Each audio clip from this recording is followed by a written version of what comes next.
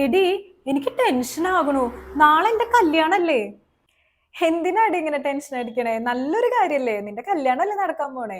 എടി, കല്യാണത്തിനെ പറ്റിയിട്ടല്ല എനിക്ക് ടെൻഷൻ. പള്ളിയിൽ 2 മണിക്കൂർ ഞാൻ കണ്ടിന്യൂസ് ആയിട്ട് നിൽക്കണം.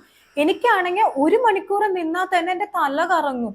ഞാനേ പണ്ട് ഇന്റേൺഷിപ്പ് കാലഘട്ടത്തില്ലേ, എനിക്ക് 1 അവർ ഞാൻ കണ്ടിന്യൂസ് ആയിട്ട് നിൽക്കേണ്ട സാഹചര്യങ്ങളൊക്കെ ഉണ്ടായിരുന്നു. അപ്പൊ ആ സമയത്ത് എപ്പോ നിന്നാലും എനിക്ക് തല കറങ്ങും. അപ്പൊ നാളെ എങ്ങനെയാണ് ഞാൻ പള്ളിയിൽ 2 മണിക്കൂർ കണ്ടിന്യൂസ് നിൽക്കുക? ഓ, അതാണോ? മേ ബി നീ നിൽക്കുന്നതിന്റെ പ്രശ്നമായിരിക്കാം.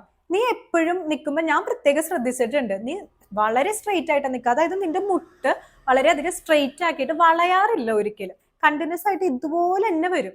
അങ്ങനെ വരുമ്പോൾ നമ്മുടെ കാഫ് മസിൽസ്, അതായത് നമ്മുടെ കാലുകളുടെ ഭാഗത്തുള്ള മസിൽസ്, ഇത് കൺട്രാക്ഷൻ സംഭവിക്കില്ല. അപ്പൊ അങ്ങനെ കൺട്രാക്ട് ചെയ്തില്ലെങ്കിൽ നമ്മുടെ ബ്ലഡ്, കാലിലോട്ട് വരുന്ന ബ്ലഡ് തിരിച്ചു മുകളിലോട്ട് കയറില്ല.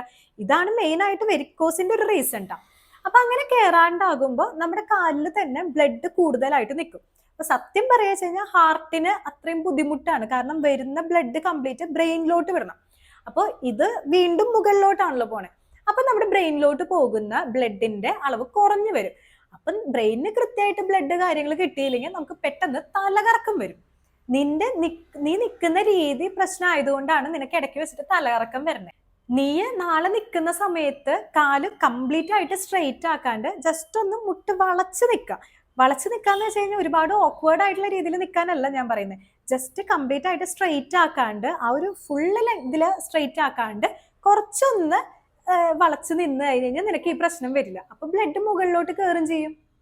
ഞാൻ ആദ്യമായിട്ട് ഈ സംഭവം അറിയുന്നേ.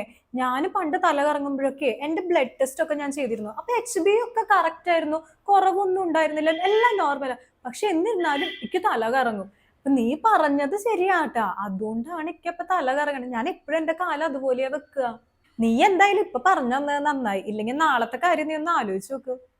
എടി, ഇതുപോലത്തെ സിമ്പിൾ ആയിട്ടുള്ള ടിപ്സ് അറിയാനായിട്ടേ ആയുർജൻ യൂട്യൂബ് ചാനലും ഇൻസ്റ്റാഗ്രാം അക്കൗണ്ടും ഫോളോ ചെയ്താൽ മതി.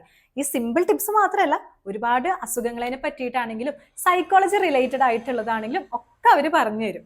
അപ്പോൾ ആ വീഡിയോസ് ഒക്കെ നീ ഒന്ന് കണ്ടു നോക്ക്, നിനക്ക് വളരെ ഹെൽപ്ഫുൾ ആയിരിക്കും.